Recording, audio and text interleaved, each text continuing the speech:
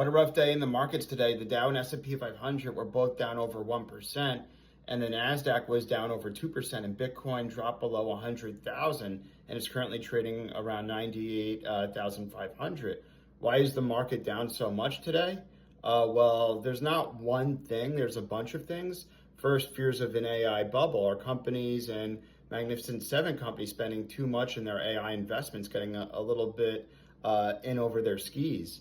There's that. There's also the fact that the October CPI inflation reading wasn't released today, partially due to the government shutdown.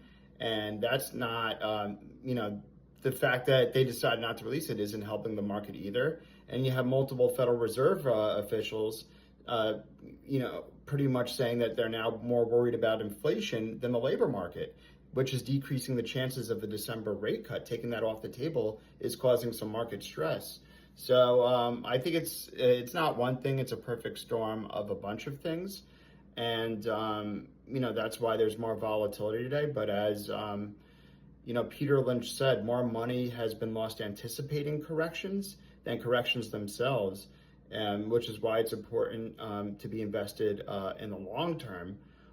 Because if you get out of the market at the wrong time, you're going to miss a lot of the gains. And then another chart, we've had all these, throughout history over the last 100 plus years, there have been a lot of reasons to sell, from wars to recessions and stuff like that. And in the long run, the stock market has gone up and to the right over the long run. That doesn't mean that we might have periods of volatility that could last a few years, even up to a decade plus, like in the instance of the Great Depression.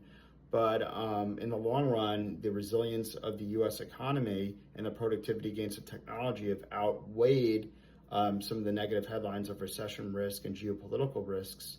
The tailwinds of that are greater than the headwinds of a lot of the fear.